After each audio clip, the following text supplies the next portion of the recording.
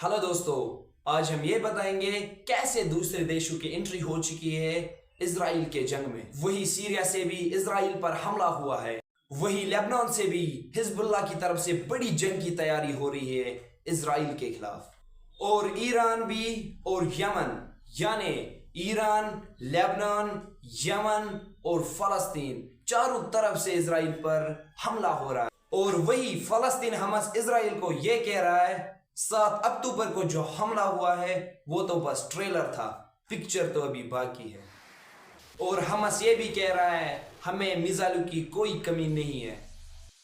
अब हालात यह है, इजराइल ने गाजा पट्टी पर 500 से ज्यादा ठिकानों पर हवाई हमला किया है, लेकिन उसके बावजूद भी हमास के कमांडर झुकने को तैयार। इजराइल और फलस्तीन में 2500 से ज्यादा लोग मारे जा चुके हैं, लेकिन फलस्तीन 3 देशों के साथ इजराइल पर हमला कर रहा है। और अब खबर यहां तक पहुंची है, यमन और ईरान परेड दिखाकर बता रहा है कि इजराइल और अमेरिका के खिलाफ किसी भी वक्त जंग छिड़ सकती है। एक तरह से कहा जा रहा है यमन और ईरान ने मिलकर डबल धमाका कर दिया है। जब से ईरान और यमन ने मिलकर बैक टू बैक 2 परेड निकाले हैं, इसे इजराइल के खिलाफ निकली हुई परेड कहा जाता है। और इसे देखकर इजराइल से ज्यादा अमेरिका घबराया है, क्योंकि यही वो 2 देश है जिनसे ईरान अब बदला लेना चाहता है, इजराइल और अमेरिका। और अब ईरान इजराइल और अमेरिका को चैलेंज दे रहा है।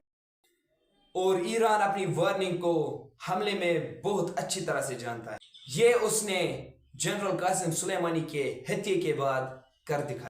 साथ में यमन में जो परेड हुआ है उसने ईरान की ताकत को और बढ़ा। आपकी जानकारी के लिए बता दूं, यमन की मिसाइल का नाम तूफान है, जिसकी रेंज 1000 किलोमीटर से ज्यादा है। और अब यमन की नजर इजराइल पर पड़ी है।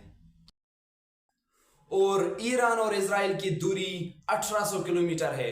और ईरान का दावा यह है हमारा ड्रोन 2000 किलोमीटर की रेंज में हमला कर सकता है और ये 24 घंटे तक आसमान में उड़ सकता है। और बड़ी बात यह है, ये 300 मिसाइल और बम लेकर उड़ सकता है।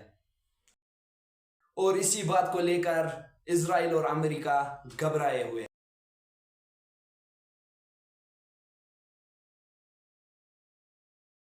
ईरान एक ड्रोन पावर है और दुनिया ये अच्छी तरह से जानती है ईरान से जंग करना आसान नहीं है।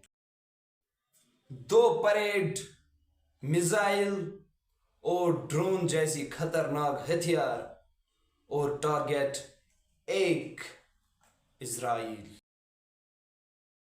वीडियो अगर अच्छे लगे तो लाइक, शेयर, सब्सक्राइब जरूर करिएगा। धन्यवाद।